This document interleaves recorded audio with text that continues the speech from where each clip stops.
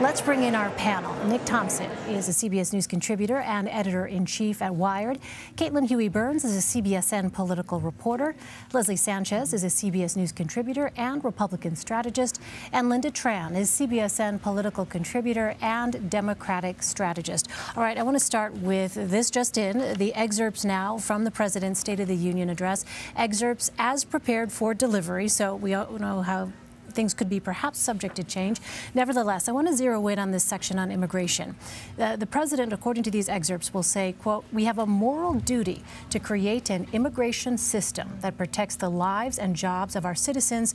No issue better illustrates the divide between America's working class and America's political class than illegal immigration. Wealthy politicians and donors push for open borders while living their lives behind walls and gates and guards." So, Leslie, it doesn't sound like comprehensive immigration reform tonight. No, it's a starting point, Elaine. I mean, just as like, glass half full kind of approach here. What do you make of that?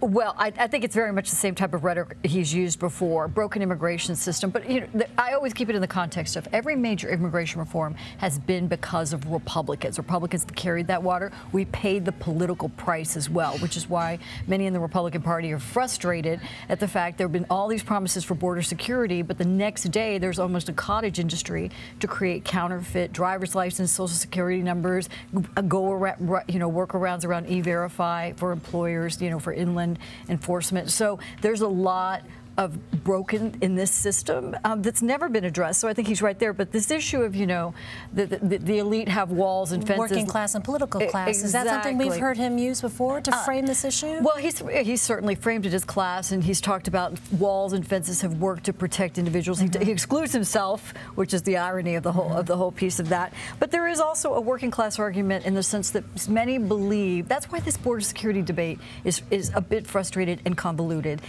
He's talking about border security, but for many, it's a signal about immigration, about that individuals, that there's a market and a labor immigration that moves to the country, takes jobs, lower wage jobs, and it depresses wages for everybody, where these communities are unchecked and growing with undocumented immigrants. And so that's, I would say, the undercurrent in that phrase.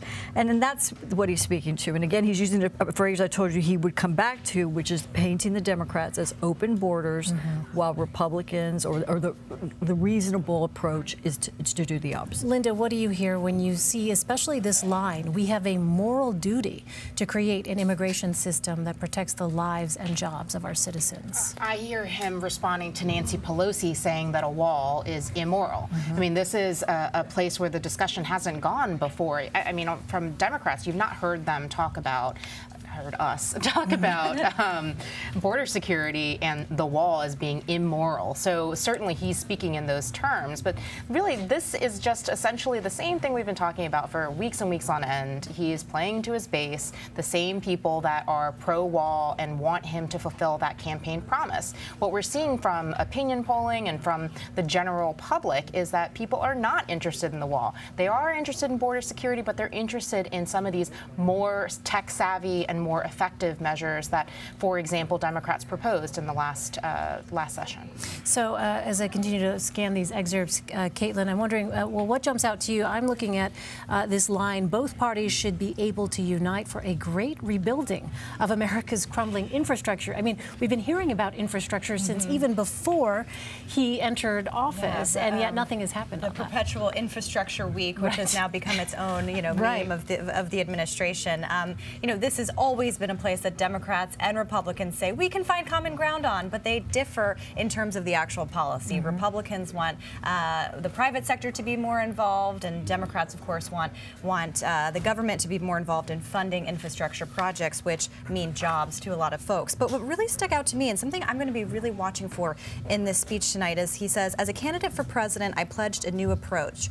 Great nations do not fight endless wars." So, of course, he's referring here to his call to withdraw withdraw troops from Syria, to withdraw from Afghanistan, or to lower the number in Afghanistan. And this is something that really scrambles alliances. So you had Republicans sending a really strong message to the president last week in terms of a vote which was bipartisan, saying that they disagreed with the president's policy. But you had several Democrats who are running for president, people like Cory Booker and Kirsten Gillibrand, vote against that. They voted in a way that showed kind of support in a way for the president's policy. So this is something that puts Democrats, I think, in a very interesting situation, because they agree with the sentiment, and you're hearing them try to kind of walk the line a little bit, thread the needle a little bit by saying, we agree with the sentiment, but we don't like the approach that the president is using. We don't like foreign policy by tweet. But this is something that I think I'm going to be watching those members that we mentioned to see their reaction to this line.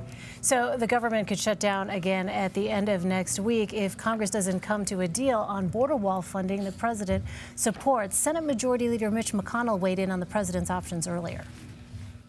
He's got another option he's contemplating that may get the result that he wants on the wall. That would be a national emergency, but you're not in favor of that, are you? Well, I want to wait and see what he does. All I've said to him is that there is a process where the Congress, could try to undo that. That doesn't necessarily mean that's an argument for not doing it, but it won't be without controversy. But there's already been Senator Blunt and Senator Cornyn have both said that they don't want him to go down that route. Senator Graham says he hopes that no matter what comes of this, that the GOP will stand together in support of the president. So which do you think it will be? I think there are different opinions about it. And if he goes that route, we'll just hash it out. So, Nick, I mean, how problematic is it a problem that this is sort of hanging over the president's State of the Union address? Oh, it's a huge problem, right? I mean, he has this thing that nobody likes. He's been blamed for the shutdown. It's by far the biggest issue. Based on the excerpts, it doesn't seem like he's heading towards some kind of peace. He's got a bunch of bad options that even Mitch McConnell doesn't like, and the Democrats are just sitting there licking their chops on this.